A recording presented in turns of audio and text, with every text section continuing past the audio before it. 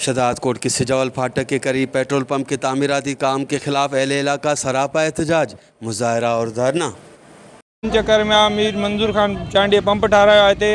Pump ठारा के road के मथे करे जॾहिं 5 फुट खनि मथे कयो अथई। हिते असांखे पाणी सॼो हिते बीजी थो बरसाति जेको बि आहे सॼे पाड़े वारनि खे तकलीफ़ आहे। जेको कोई रश्को बि तो नथो चढ़ी सघे, न कोई गॾां गाॾो चढ़ी थो सघे, कोई बि हिते न असांखे सहूलियत न आहे, न नाली आहे न का शइ। रात जो 1 बजे रोड ठाहे तैयार कजे, असांखे चईं बाबा सुहिणी लोधी विच में आयो, मुनीर बिरोही विच में आयो, तव्हां जीअं चवंदो उएं थींदो।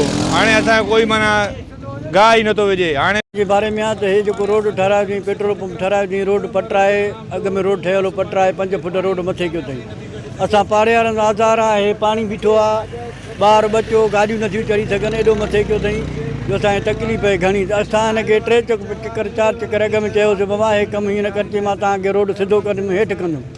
पोइ बि हेठि न कई, पंहिंजो राति जे वॻड़े में रोड ठाहियूं, हलियो 12 बजे खां पोइ रोड ठाहियूं, हलियो। सुबुह जो असां उथियासीं त रोड तयारु लॻो पियो। असांजो मौक़ो बि आहे त हिन रोड खे हटायो वञे, ॿी सूरत में न त असां पंहिंजे एहतजाज खे दायरे खे वधाईंदासीं। हे किरोड़ जी बजट सां हाणे 6 महीना खनि थिया आहिनि रोड ठहियो आहे।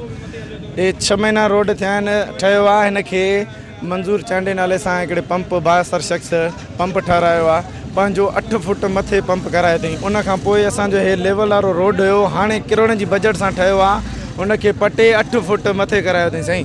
हे सुभाणे मुहर्रम आराम जो ॾींहुं आहे, हिते असांजा पिण ईंदा। हे ॾिसो तव्हां कैमरामैन ॾेखारे सघे थोरो हेॾे महिरबानी करे ॾेखारियो त केॾी हालत लॻी पई आहे। सुभाणे हितां असांजो जलूस कीअं न करंदो, कीअं असांजा आज़ादार हितां टपंदा, कहिड़े अज़ाब सां टपंदा। हे 8 फुट रोड मथे कयो अथई, हे ग़रीबनि जी छतनि सां रोड लॻे थो। पोइ हे ग़रीब माण्हू काॾे वेंदा सुभाणे, सभु त कोन घर ठाराए सघंदा। महिरबानी कयो, असांजो इहो ई मुतालबो आहे, जहिड़ी लेवल सां रोड ठहियल आहे उन लेवल सां ठाहियो, हे पटरायो।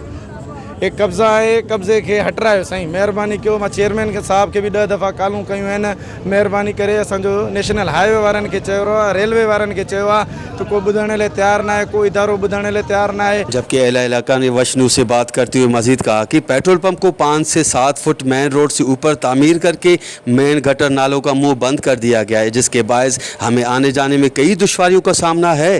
कैमरा टीम के साथ गुलाम अली ब्रावई, वश टीवी, शहदादकोट।